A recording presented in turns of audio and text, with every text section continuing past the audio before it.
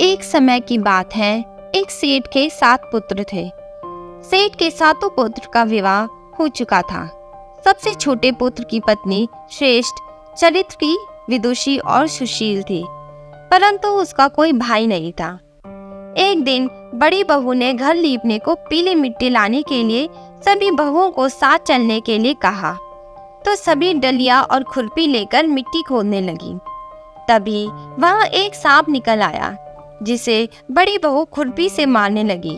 यह देखकर छोटी बहू ने उसे रोकते हुए कहा, इसे मत मारो, यह बेचारा निरा है।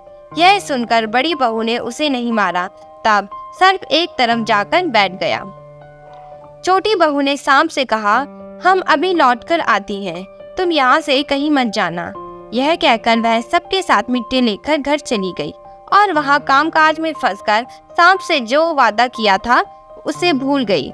उसे दूसरे दिन वह बात याद आई तो सबको साथ लेकर वहां पहुंची और सर्प को उस स्थान पर बैठा देखकर बोली, सर भैया नमस्कार। सर्प ने कहा, तू भैया कह चुकी है इसलिए तुझे छोड़ देता हूँ, नहीं तो झूठी बात कहने के कारण तुझे अभी डस लेता। वह बोली, भैया मुझसे भूल हो गई, उसकी क्षमा मांगती हूँ। सर्प बोला, अच्छा तू आज से मेरी बहन हुई और मैं तेरा भाई, तुझे जो मांगना है मांग ले। सेठ की छोटी बहू बोली, भैया मेरा कोई नहीं है, अच्छा हुआ जो तू मेरा भाई बन गया। कुछ दिन व्यतीत होने पर वह सर्प मनुष्य का रूप धारण कर उसके घर आया और बोला कि मेरी बहन को भेज दो। सभी ने कहा कि इसका तो कोई भाई नहीं है।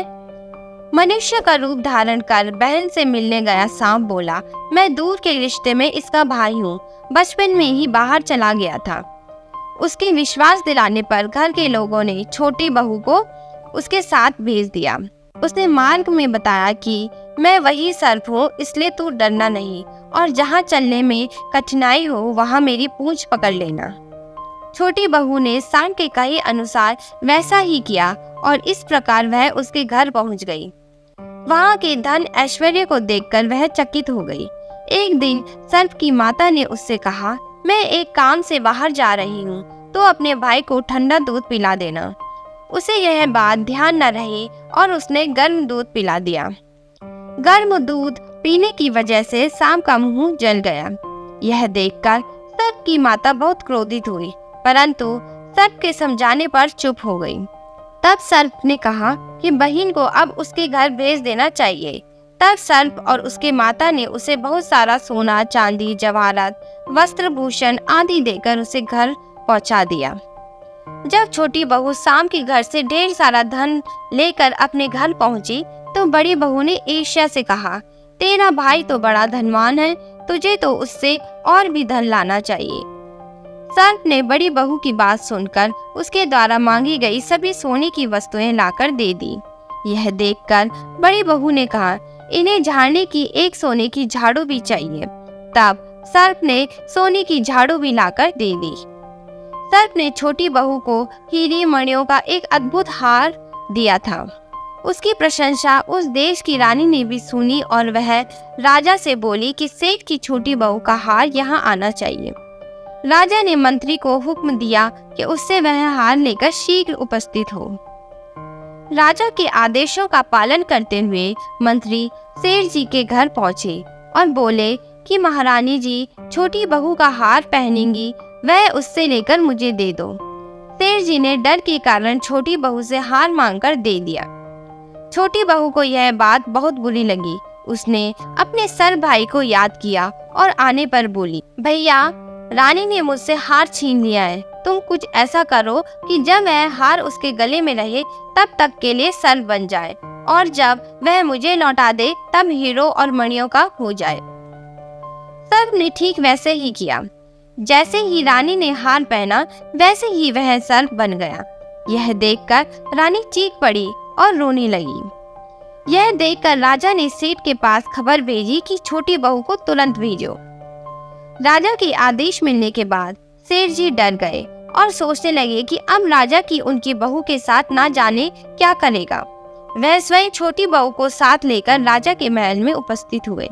राजा ने छोटी बहू से पूछा, तूने क्या जादू किया है? मैं तुझे दंड दूंगी।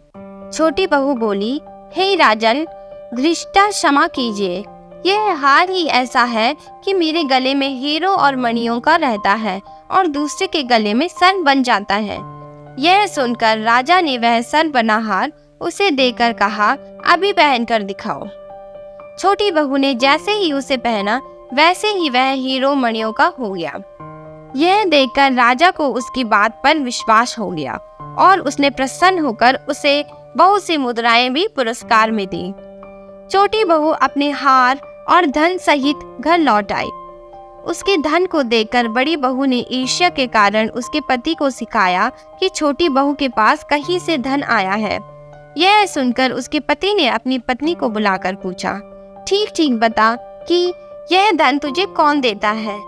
तब वह सर्प को याद करने लगी। तब उसी समय सर्प ने प्रकट होकर कहा, यदि कोई मेरी धर्म बहन के आचरण पर संदेह प्रकट करेगा तो मैं उसे खा जाऊंगा। यह सुनकर छोटी बहू का पति बहुत प्रसन्न हुआ और उसने सर्प देवता का बड़ा सत्कार किया। उसी दिन से नागपंचमी का त्योहार मनाया जाता है और स्त्रियां सर्प को भाई मानकर उसकी पूजा करती हैं। आपको यह कहानियाँ पसंद आती है तो चैनल को लाइक, शेयर और सब्सक्राइब जरूर करें।